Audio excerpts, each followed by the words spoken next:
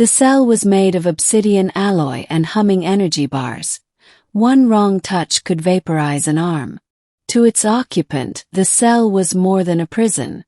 It was a coffin that hummed lullabies of hopelessness. Virelia of the Threx Dominion had once stood tall and proud as the crowned daughter of a system-spanning empire. Born with wings of mirrored silver and a gaze said to halt stampeding beasts, she'd been trained in statecraft, swordplay, and command since infancy. Now she was just another curiosity for the Zarn Collective, a high-value prisoner kept alive for the amusement of her captors. The Zarn were a race of insectoid overlords who ruled through terror and chemical control. Their zoo was legendary. Dignitaries, war criminals, scholars, anyone unique or infamous, were kept alive in decorative cages and paraded during galas like breathing trophies. Virelia was among the most prized. Housed in the central tower of the prison world Korth. She'd spent 7 years there. Long enough for hope to die. Until the human came. He didn't look like much at first. Unshaven, lean but corded with muscle, wearing scrap armor bolted together from scavenged parts. His name, whispered from the guard's lips, was Tain Voss, and he was spoken of with uneasy curiosity. He wasn't a famous general or a diplomat. He was simply dangerous.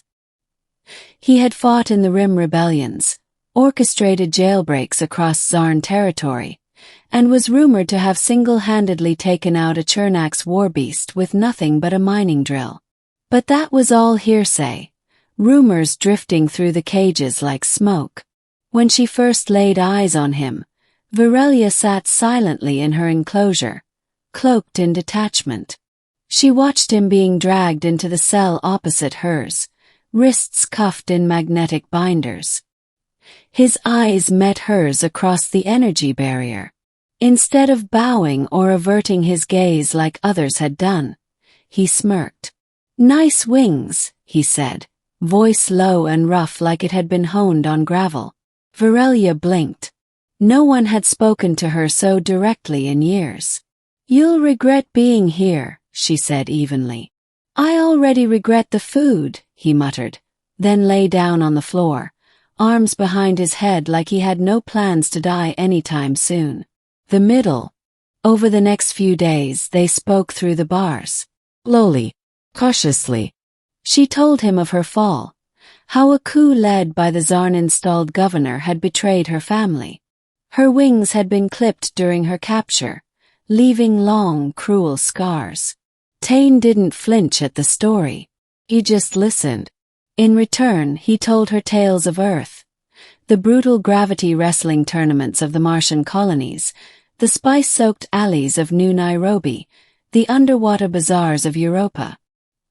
He told stories like he was pulling them from somewhere deep and burning, and they made her laugh, a sound she hadn't heard from herself in years.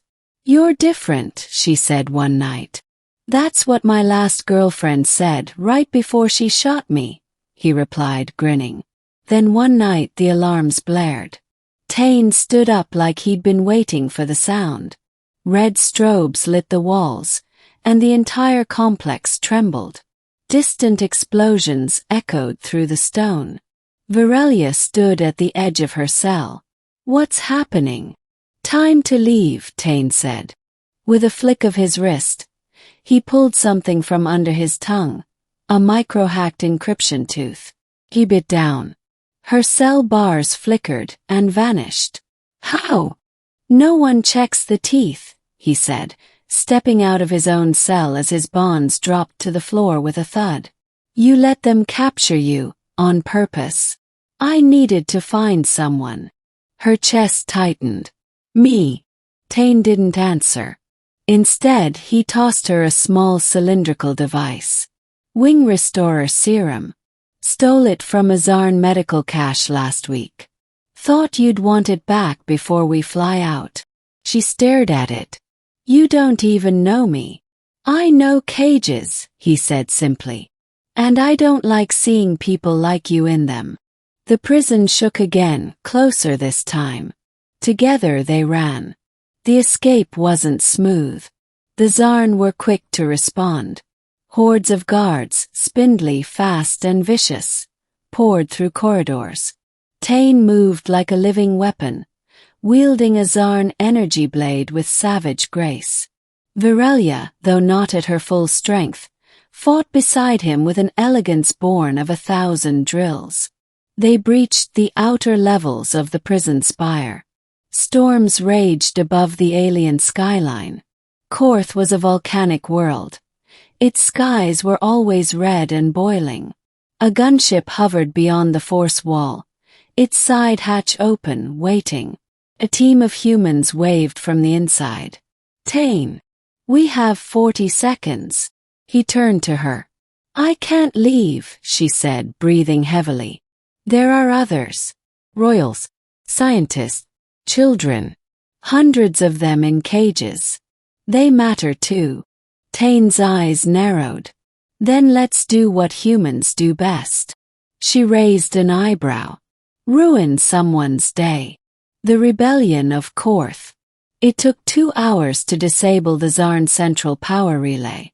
2 hours filled with traps, smoke, blood, and decisions that would haunt them both. When the cells failed, chaos erupted. Caged species burst forth, some feral, others just lost and furious. The guards were overwhelmed. The prison began to fall, not just crumble, but collapse under its own weight of cruelty. Tane carried a wounded Threx child on his shoulder. Virelia guided escapees using the old command tones of her people, tones bred into her for moments exactly like this. They became a myth in real time.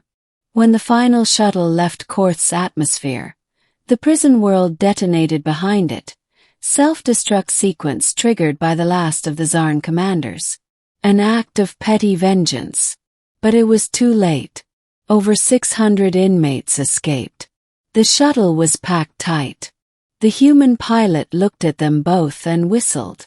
Hell of a rescue.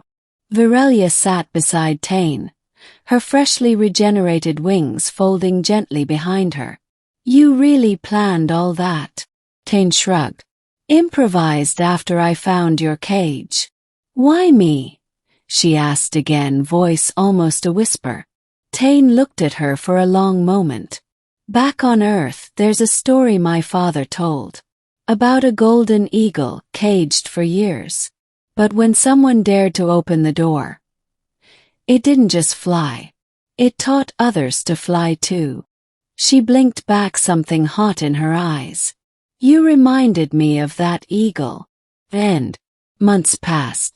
The liberated inmates found refuge in a hidden colony carved into an asteroid field, built and funded by humans and exiled allies. They called it Sanctum. Virelia became more than a symbol. She helped form a council of former captives, advocating for peace, reconstruction, and the punishment of those who trafficked in life and freedom. Her speeches were broadcast across systems. "We are not exhibits," she declared once. "We are proof that hope, once sparked, spreads like fire." Tane. He didn't speak much during the meetings. He trained others, fortified the base, and guarded Virelia like a silent shadow. Until one evening he was gone. No note, no goodbye. Just a data chip on her desk titled, "Keep Flying." Inside was a message. "You've got this. You don't need me anymore. But if you ever do, look for the stars that burn red. I'll be wherever the cages are still locked." Her chest ached as she read it, over and over. She walked out to the overlook of Sanctum that night, her wings spread wide, eyes scanning the black beyond. One of the guards approached quietly. "Ma'am, we've received reports of a human matching his description."